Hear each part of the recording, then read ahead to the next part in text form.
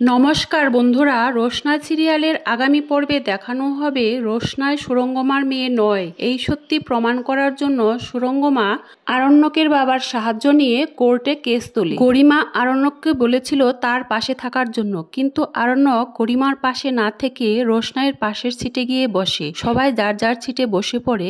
এরপর দেখানো হয় বিচারক উপস্থিত, আদালতে কার্যক্রম শুরু হয়। দুই পক্ষের উকিলই কথা বলে, কেউ কারো থেকে কম নয়। একজন ন্যায়ের পক্ষে, অন্যজন অন্যায়ের পক্ষে, তবে দুইজনেই দাবি করছে তারা সত্যের পক্ষে লড়ছে। এমন সময় আরণ্যকের বাবা বিচারকের সামনে সুরঙ্গমার নামে ভালো ভালো কথা বলতে থাকে। সুরঙ্গমা তখন কথাগুলো শুনে মনে মনে কনফিডেন্স ফিরে পায়। এরপর আরণ্যকের বাবা বলে, সুদর্শনার বাবা আর সুরঙ্গমার বাবা দুজনে ছিলেন আপন দুই ভাই। কোনো এক দুর্ঘটনায় সুদর্শনার বাবা মা মারা যায়। এরপর সুদর্শনা এসে সুরঙ্গমাদের বাড়িতে থাকতে শুরু করে। সুদর্শনা সুরঙ্গমাকে ফলো করত। সুরঙ্গমা যেসব কাজ করতে ভালোবাসতো, সুদর্শনাও সেই সব কাজ করত। ছোটবেলা থেকেই সুরঙ্গমা নাচের প্রতি আগ্রহী ছিল। সুরঙ্গমার নাচ দেখে সুদর্শনাও নাচের প্রতি আগ্রহী হয়ে পড়ে। এরপর দুজনেই নাচ শেখার জন্য নাচের ক্লাসে ভর্তি হয়। তখনই রোশনাই উঠে দাঁড়ায় আর আরণ্যকের বাবার এমন মন্তব্যের প্রতিবাদ করে বিচারকদের সামনে বলে উঠে, উনি কতটা চিনেন আমার মাকে, কতটা জানেন উনি আমার মাকে, কি করে বলছেন আমার মা অন্য কাউকে ফলো করত, তাও আবার এই ধরনের মহিলাকে। আমার মা নাচের কতটা পারদর্শী ছিল সেটা সবাই জানে। আমার মা ট্যালেন্ট নিয়ে জন্মগ্রহণ করেছিল, তাই প্লিজ আমার মায়ের সম্পর্কে সত্যিটা না জেনে কোনো কথা বলবেন না। আরণ্যকের বাবা বিচারককে বলে, মাই লর্ড, এইভাবে যদি আমাকে বারবার কেউ বাধা দেয় তাহলে আমি কিভাবে সত্যিটা প্রমাণ করব?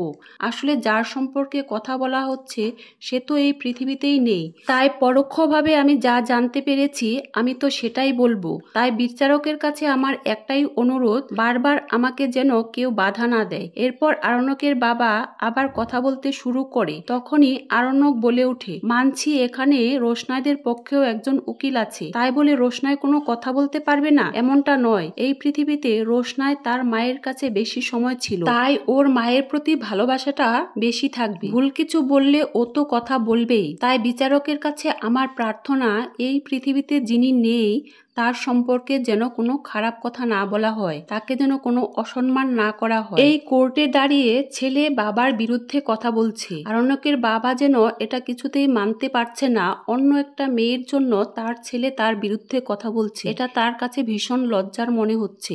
এরপর দেখায় বিচারক আরণ্যকের বাবাকে বলে, আপনি কোর্টের মর্যাদা বজায় রেখে বক্তব্য পেশ করুন। অহেতুক কাউকে অমর্যাদা করবেন না, অসম্মান করবেন না।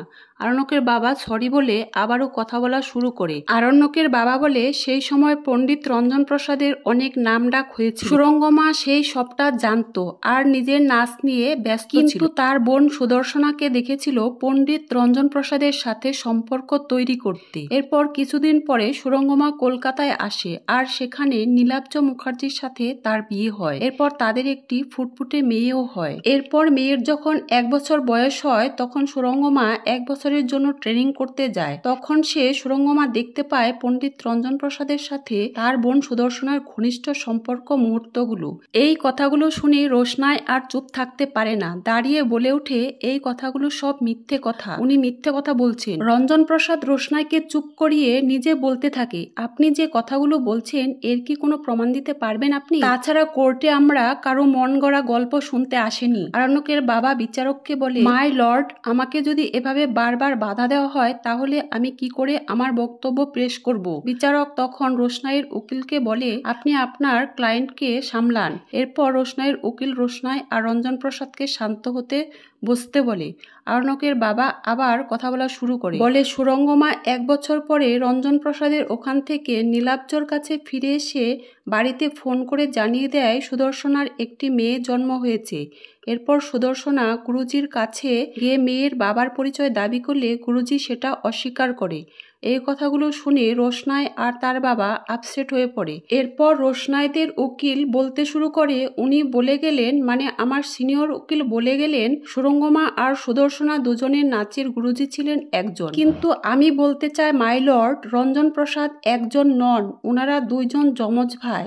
ওই দুইজনই এই কোর্টে উপস্থিত আছেন, একজন নকল আর একজন আসল রঞ্জন প্রসাদ। এই নকল রঞ্জন প্রসাদকে ব্যবহার করে কিভাবে সুরঙ্গমা আসল রঞ্জন প্রসাদকে গায়েব করতে চেয়েছিল। তাছাড়া নকল রঞ্জন প্রসাদ ছোটবেলায় নাচ খুব ভালোবাসত ঠিকই, কিন্তু তিনি বেশি নাচ পারদর্শী ছিলেন না। তাই নকল রঞ্জন প্রসাদ যখন বিদেশ থেকে ফিরলেন তখন এই চেহারা একই রকম থাকার জন্য আসল রঞ্জন প্রসাদের নাম ভাঙিয়ে তার খ্যাতি, নাম, যশ নিজের করে নিলেন। এরপর রোশনাইদের উকিল একে একে সবটা খুলে বলতে লাগলেন আর প্রমাণ দেখাতে লাগলেন। তো বন্ধুরা, আমার পাশেই থেকো পরের আপডেট পাওয়ার জন্য। ধন্যবাদ।